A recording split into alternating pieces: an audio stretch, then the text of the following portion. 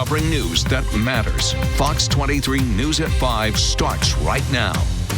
Tonight, we're hearing from a woman who lives in Oklahoma, but knew one of the families swept away in the catastrophic Texas floods. Thanks so much for joining us. I'm Shay Rozzi. And I'm Nathan Thompson. The Zunker family of 4 is among the more than 100 victims found since flooding started on the 4th of July. Fox 23's Jade Morrow is live in studio. Jade, the woman who knew the family is also very familiar with that area of Texas. She used to live there. That's right, Nathan and Shay. Cassie Free, who now lives in Moore, had previously lived in Texas since the age of 2. And she lived in several cities across Texas, but stayed in Kerrville for most of her time there. And she witnessed major floods near her home, but nothing compared to what she has seen that's been unfolding since 4th of July weekend. It's just above and beyond anything that we've experienced in our time in Texas. Cassie Free, a Moore resident, but former longtime Texas resident. For all the times that we had floods or flooding conditions, I've never seen anything like this, and it completely it blows my mind. It doesn't even seem real. Is now witnessing floods that she's never personally experienced before, but are not uncommon for the area she used to live in. She says this level of flooding is something of a nightmare.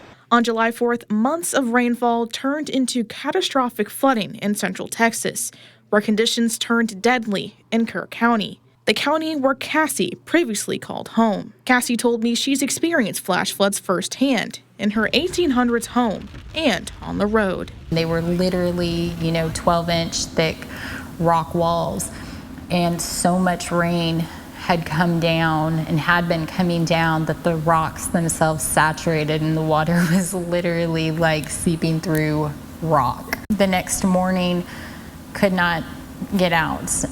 All of the roads on our property were washed out. Bridges that had been there for 100 or more years, were completely gone. Cassie had been keeping up with the news with the floods throughout the state of Texas. The number of victims seemed to continue to rise as bodies are being recovered. Cassie knew 2 victims of the floods since 2015. She worked with them at Kerrville-Tivy High School. Reese and Paula Zunker, whose bodies were recovered last Saturday. The most loving parents, he was an amazing coach, both amazing teachers, and I worked with them until the end of the 2018-19 school year.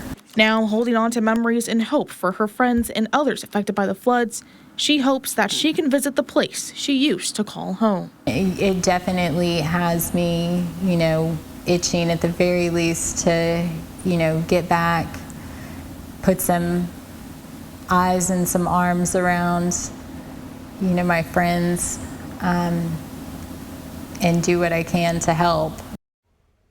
Coming up at 6, Cassie also shared with me after the floods, she volunteered for disaster relief for those families affected. And I'll have why volunteering felt so important to her to do and what she learned from the experience. Live in studio covering News That Matters, I'm Jade Morrow, Fox 23 News.